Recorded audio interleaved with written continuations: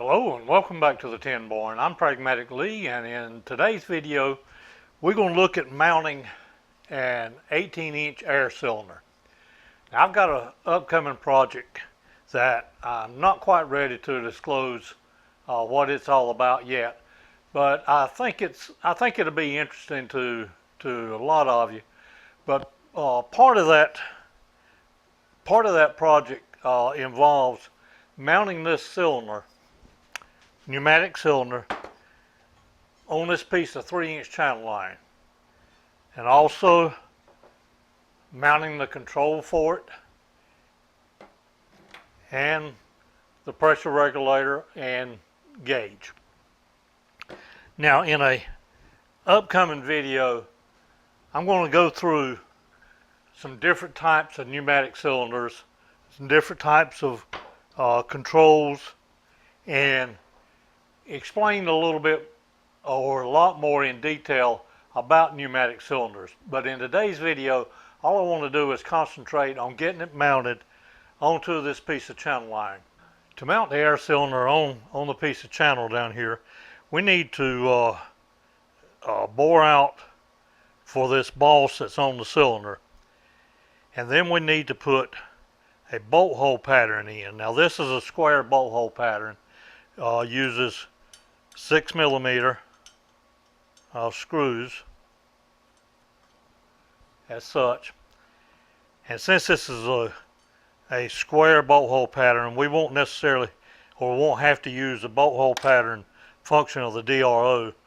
We can look at our drawing, and our drawing that came with the pneumatic cylinder says that these bolt holes are 1.3 inches apart, and it is square, and the boss around here is 1.1 inch. So first thing we need to do is find the center of this. Now, this is 15 3/8 inches, 15.375 divided by 2, 7.6875. So we'll go 7.687, and I've already got a little bit of die chem on here. We'll scribe this from both ends, locate our center right between those two lines, which those two lines are practically touching. Let's see, let's get the different caliper. 2.995, 1.498.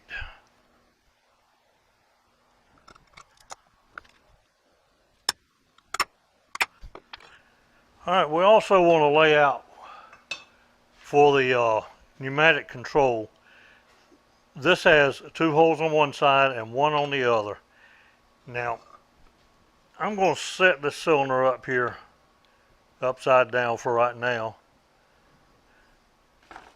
just to get an idea of where it's going to be. Let me find my little square. I'm going to mount this control in line with the channel instead of off to the side like this. I could go to the side where you would be pulling the handle, but the reason I want to turn it this way is twofold. One, hose air line be much more cumbersome to have them mounted out this way. Would it turn like this, I can run them down. This whole rig will actually be on a setup about 3 foot tall, 33 inches, 33 to 36 inches tall. The second reason I want to mount this in line is so that it can be used by either a left-handed person or a right-handed person. If I want to set on this side of the project, I can turn that handle in and out with my right hand. If I want to set over here on the back side, I can use my left hand for it. I'll be using my left hand for it as I'm left-handed. Oh, excuse me, I'll be using my right hand to control this, and my left hand to do the other part of what this project's all about. You guys stick with me and stick with the channel, and you'll see what this is all about in due time. All right, let me get this lined up, and all I'm going to do is mark one of these 3 holes right now.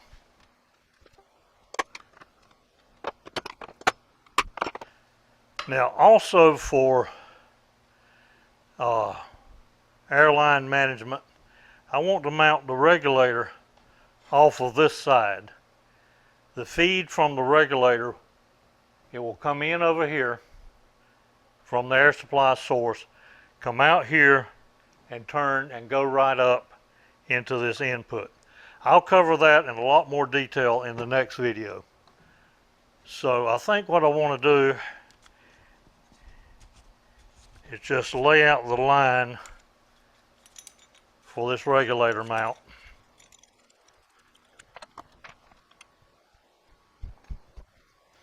Tell you what, that looks close enough to being in the center of this that I'll go ahead and put it in the center. 1.340, 0.67.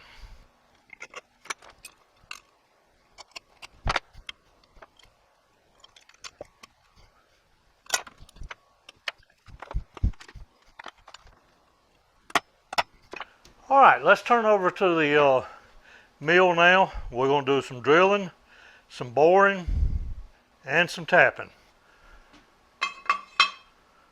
We'll mount our piece in our mill vise, and I'm going to use just this little pointer right here to locate that witness mark that I located where I located center.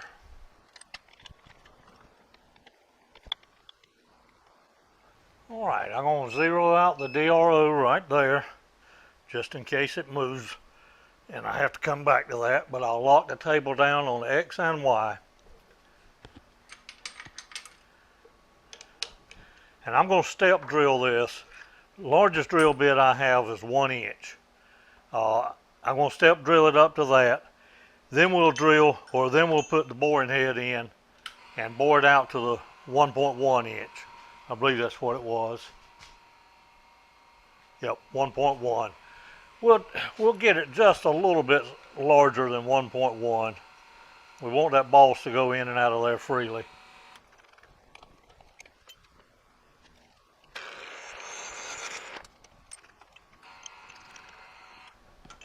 By the way, those of you that follow the channel probably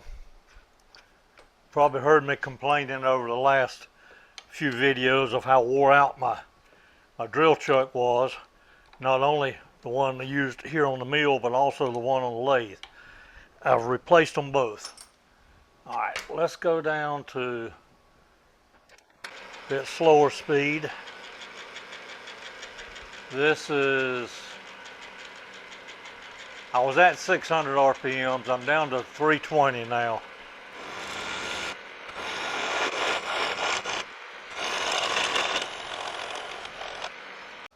All right, that drill bit was not sharp at all. So I've replaced it out now. Let's try this.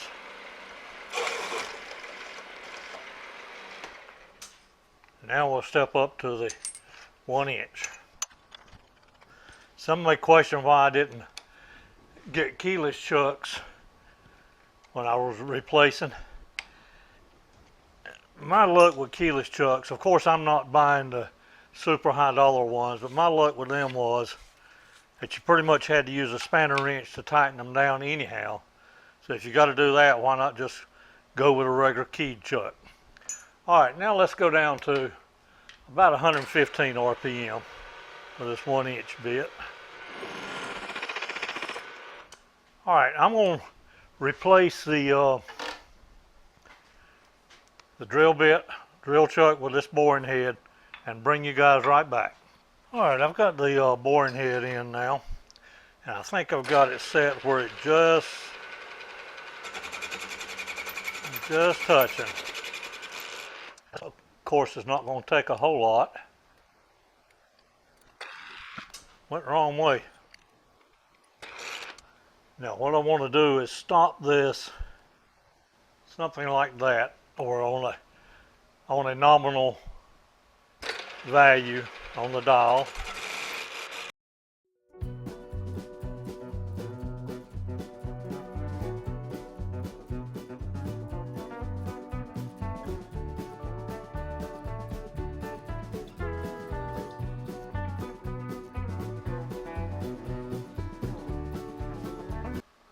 .110.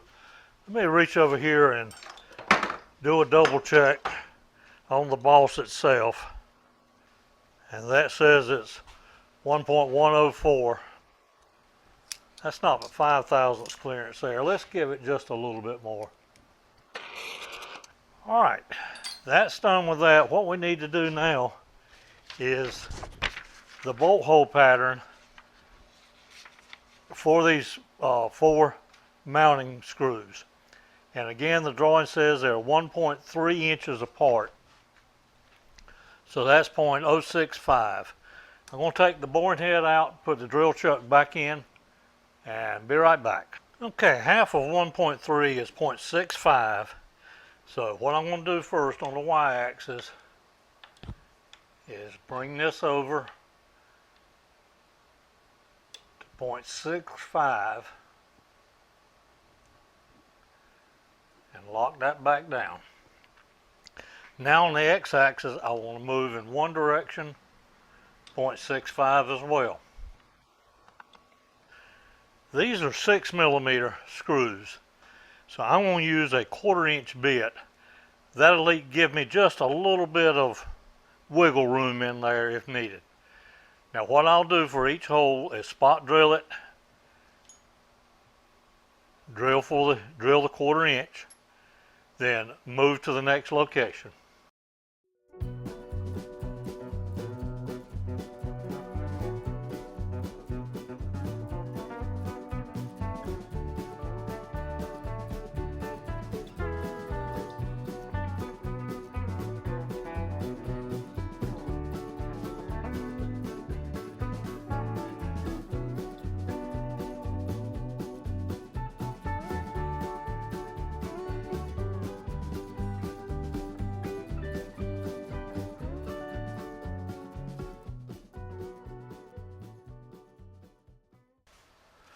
All right, I think we're done with the bolt hole pattern and the boss hole for the cylinder itself.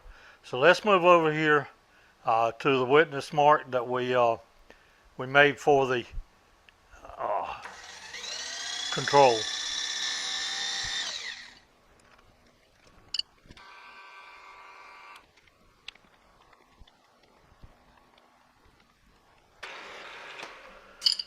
Now these are going to be a 632 screw.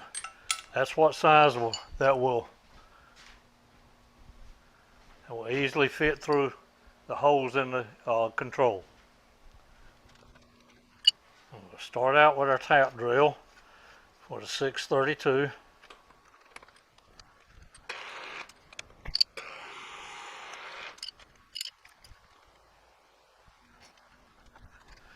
Now there's no way in the world I would try to power tap 632 in steel like this, so I'm going to take the time to put the tap guide, spring-loaded tap guide,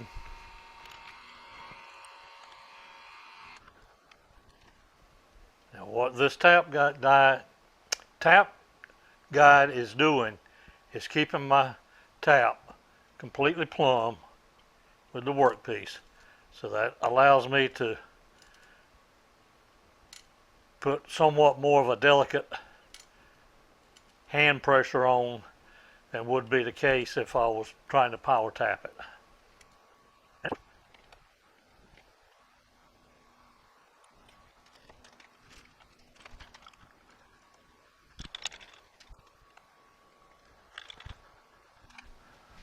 I take my square and line this up, square this valve up with the workpiece. Now I should be able to take my center punch and transfer, or my transfer punch, and transfer these two holes.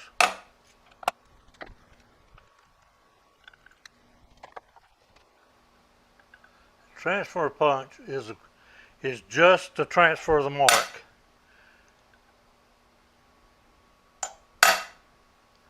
Then you can use your center punch, or in this case a ground down end mill to make your witness marks. Now what I'm going to do is drill tap these two holes just like I did the first one. I'll do those off camera and bring you back when we're ready to start down here on the other end where the regulator goes.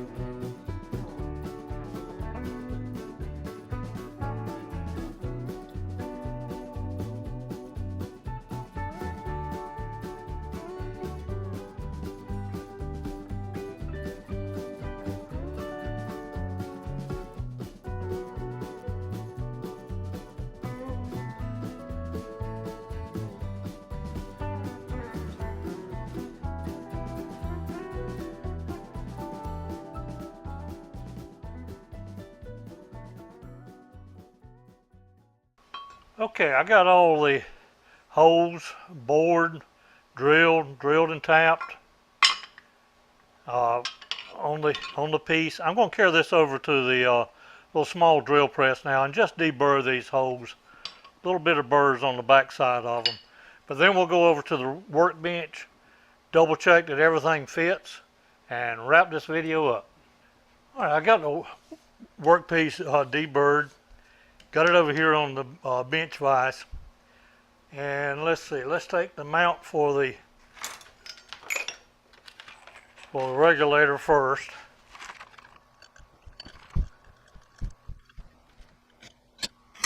All right, that mounted up fine.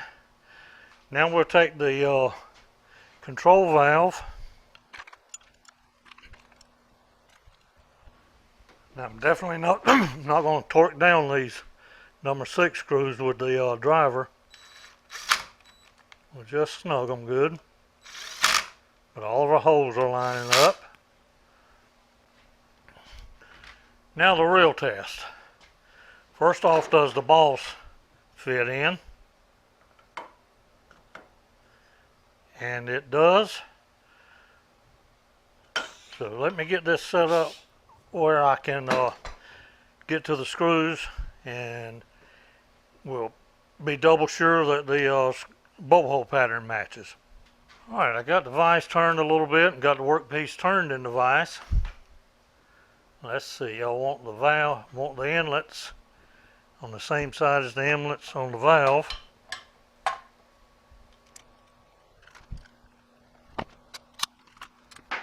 Of course, anytime you're matching up a bolt hole pattern, you don't tighten any of them down until they're all in. At least I don't. And they all lined up.